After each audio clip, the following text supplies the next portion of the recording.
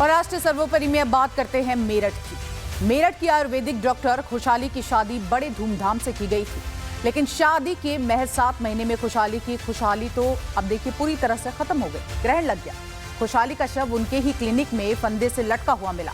परिवार आरोप लगा रहा है कि खुशहाली को उसके पति ने मारकर फंदे से लटका दिया है। आखिर क्या है डॉक्टर की मौत मिस्ट्री, एक रिपोर्ट देखिए।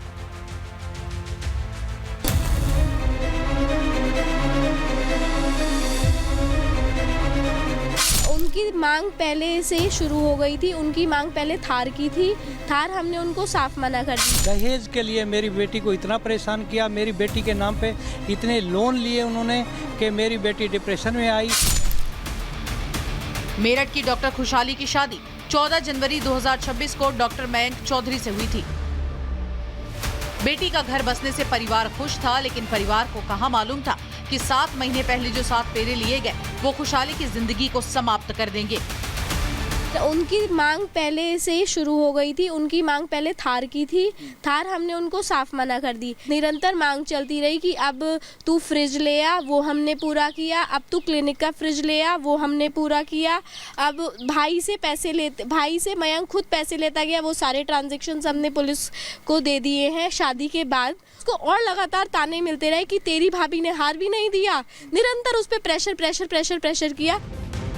खुशहाली तो डॉक्टर मयंक चौधरी के परिवार में खुशहाली लेकर आई थी, लेकिन जैसे जैसे दिन बीते मयंक चौधरी के परिवार की असलियत खुशहाली को दिमागी तौर पर प्रताड़ित करने लगी।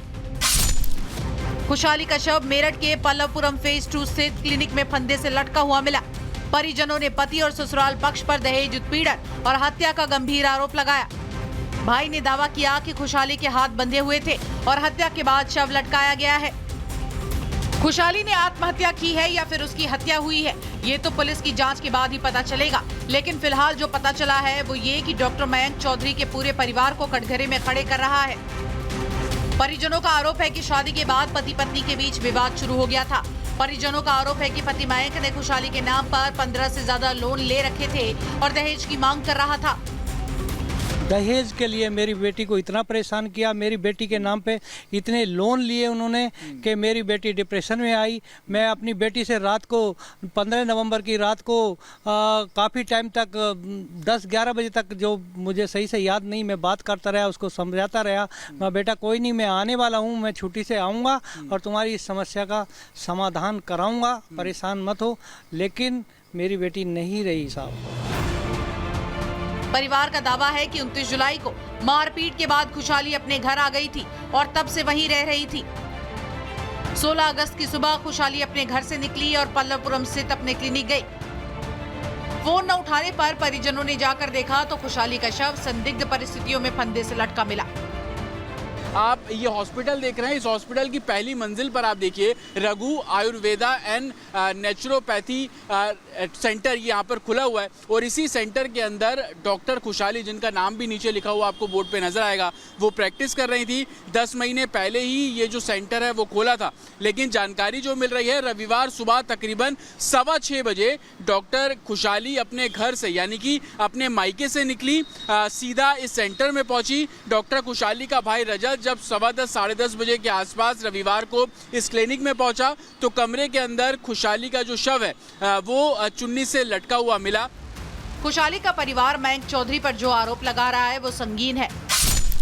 परिजनों के मुताबिक खुशहाली के पिता ने शादी में वेन्यू गाड़ी दी थी, लेकिन डॉक्टर मयंक चौधरी ने दहेज में थार गाड़ी की मांग की।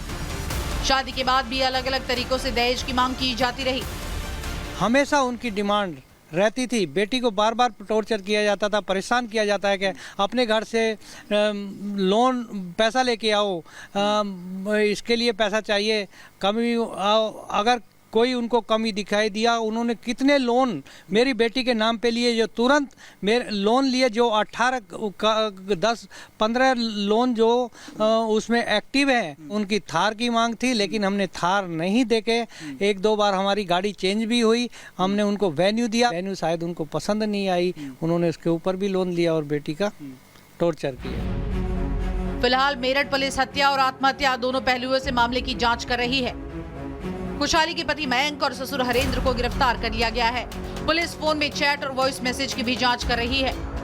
शादी को 7 साल से कम का समय हुआ है, तो इसीलिए इसमें दहेज हत्या के नियम के तहत जो दहेज हत्या का मुकदमा लिखा जाता है, तो वो मुकदमा भी लिखा गया है। और इनके परिवारजनों के, जो मायके के परिवारजन हैं, इनके द्वारा जो तहरीर प्राप्त हुई है, उसी के आधार पे जो मृतिका है उनके पति की गिरफ्तारी हुई है, साथ में उनके जो ससुर है इनकी भी गिरफ्तारी हुई है। आज दोनों को माननीय न्यायालय में प्रेषित किया जाएगा और इसमें अन्य भी जो भी तथ्य नए सामने आएंगे उसी के आधार पर आगे की विधिक कार्रवाई भी की जाएगी। एक पिता अपनी पूरी जिंदगी की कमाई बेटी की शादी में सिर्फ समाज और ससुराल पक्ष को खुश करने में लगा देता है, फिर भी कोई गारंटी नहीं होती कि बेटी सुरक्षित रहेगी, क्योंकि दहेज दानवों की इच्छाओं का घड़ा कभी नहीं भरता। दहेज दानवों को गाड़ी चाहिए, कैश चाहिए, और अगर बदनसीब बाप ये सब नहीं दे सकता तो फिर बेटियों को मानसिक प्रताड़ना, घरेलू हिंसा झेलनी पड़ती है। इतने से भी दहेज दानवों का मन नहीं भरता तो लाल जोड़े में आई बहू को लाल कफन में लौटा देते हैं।